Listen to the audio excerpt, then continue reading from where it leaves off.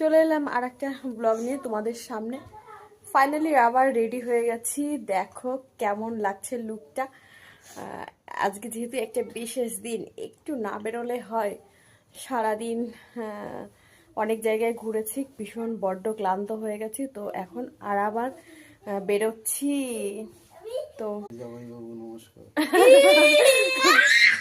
ডায়লগটা দিয়ে দিল। আর দেখো এই যে লুকটা আমাদের কেমন লাগছে।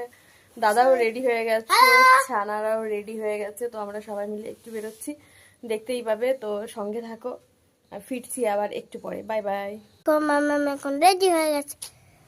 ও ব্যাগের মধ্যে জলের বোতল নিয়েছি কয়েকটা, আর এই যে সোয়েটারের চাদরের ব্যাগ নিয়েছি, যেহেতু বাচ্চারা যাচ্ছে সঙ্গে, এগুলো তো আমাকে নিতেই হয়। বাইরে গিয়ে জল খাই না, কেনা জল, তো বাড়ি থেকে নিয়েই যাই জল। ফাইনালি বেরিয়ে পড়েছি, কিন্তু কেমন কুয়াশা পড়েছে দেখেছো?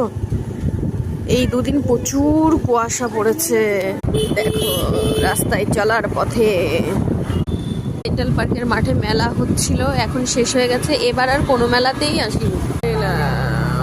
গেলাম তো আমাদের ফাইনালি টেবিলে খাবার চলে এসছে। সোনা কি খাচ্ছ? দেখো এইগুলো খাবার হলে পরে মোটামুটি একা একাই খেতে পারবে, তখন খাইয়ে দিতে হয় না।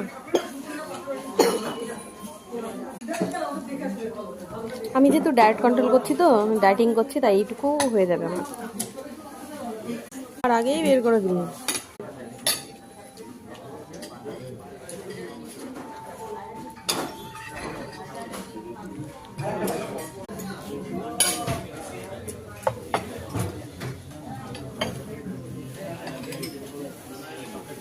তখন একটা বলেছিল, দুটো বলেছিল।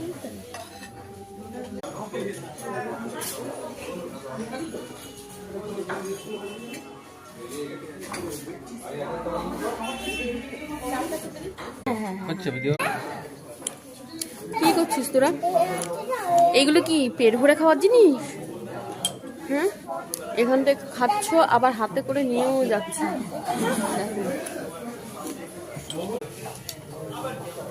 ফাইনালি ডিনারটা কমপ্লিট হয়ে গেল। তোমাদের একটু ব্যাকে দেখাই।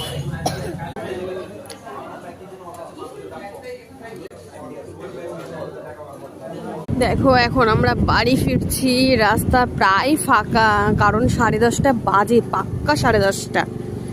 এইটা হলো সেন্ট্রাল পার্ক, যা পুজোর সময় প্রচুর ভিড় থাকে রাস্তা। চলে এলাম বাড়িতে। তো ব্লগটা তোমাদের কেমন লেগেছে